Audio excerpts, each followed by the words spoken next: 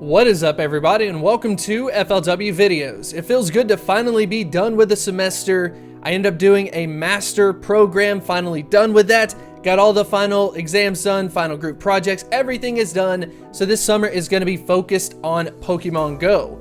So the first topic that I wanted to discuss was talking about Go Battle League and some changes happening for Season 2. There's some very minor things that a lot of people aren't necessarily going to think too much about, especially with all of these big flashy things being thrown in our faces, like new moves, new Pokemon coming out, just things like that.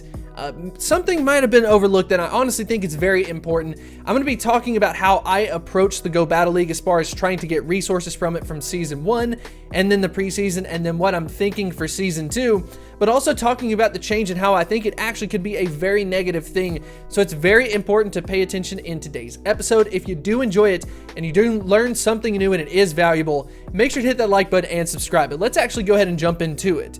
So let's start out with just Season 1 in general.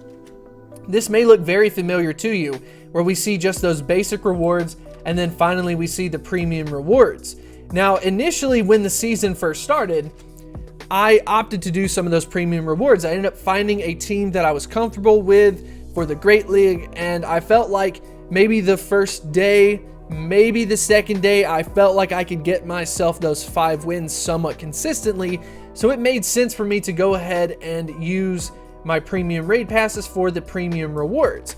Now, if you looked at the rewards and you asked me what do I think is the most valuable and why would I go for the premium rewards? Well, the number one is actually just those rare candies. Because I haven't been able to do as many legendary raids as I would like to do, access to rare candies is very limited. So Go Battle League has proven to be a very consistent way that I can get myself rare candies. Albeit it might be a little slow, but it is consistent and it's something that I really do look forward to as a reward. Like I said, we're going to be experiencing a change, so I'll go ahead and talk about that a little bit. But anyways, I definitely felt like rare candies is the number one for me. You can go ahead and let me know in the comment section below. And then secondly, on the basic rewards, we end up seeing that rare candy in at the 3-win slot.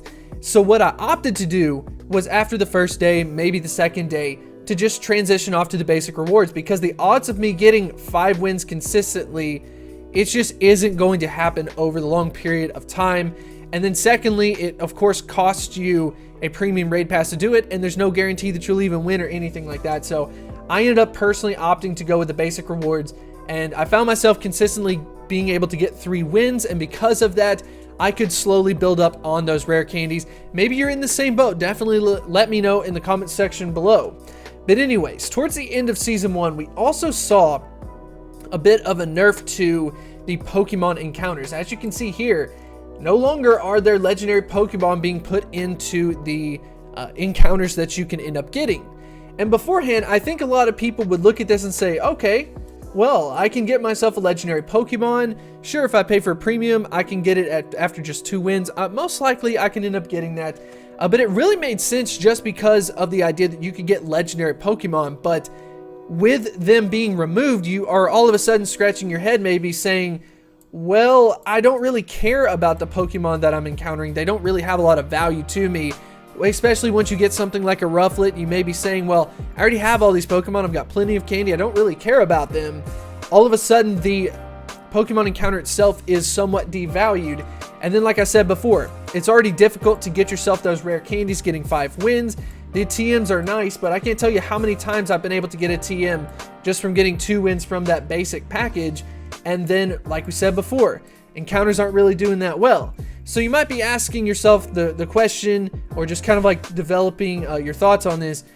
Basically, the basic rewards have been probably the best, most consistent reward structure compared to the premium, compared to the different Pokemon that you can encounter. But we have a change going on in Season 2 that's going to really shake things up. And it is something that I honestly think a lot of people kind of overlooked, maybe not realize how big of an impact it's going to have. So let's go ahead and take a look at it. So in Season 2, there's going to be a shakeup to the reward system where the Pokemon encounter is going to be a reward for the 3rd win in the basic reward structure, which means that rare candies are no longer going to be in that 3rd slot. Instead, they're going to opt to go ahead and put up the Pokemon counter into the 3rd slot. Now, what exactly is going to happen with those rare candies? Is Niantic going to be nice and move it to the left, which means we only need 2 wins to be able to get it?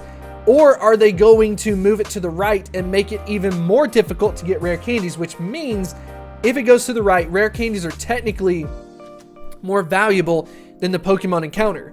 And with the fact that we don't have any legendary Pokemon in there, I would say that the rare candy probably are more valuable than having that Pokemon encounter. So in my opinion, it's more likely to end up going to the right, and then the Pokemon encounter just simply shifts up to that number 3 spot, which means rare candy is going to be very difficult to obtain in the Go Battle League. If they end up keeping that rare candy at the number 5 slot, if they end up pushing it back in the basic rewards, maybe even to like just the number 4 slot, that means that all of a sudden Go Battle League was a very good source for rare candy, and people may be doing Go Battle League just to be able to get themselves consistent rare candy. That could end up being a resource that ends up getting taken away, and it's personally something that I looked forward to the most. And now I'm saying to myself, well, what the heck am I going to do? Of course, we'll know immediately once Season 2 ends up dropping. I plan to do some premium rewards, but if rare candies end up getting pushed back, I honestly see the incentives falling and falling and falling in the Go Battle League, and I honestly think that that is going to be a huge issue. But I would love to know what you think about the reward structure in the comment section below.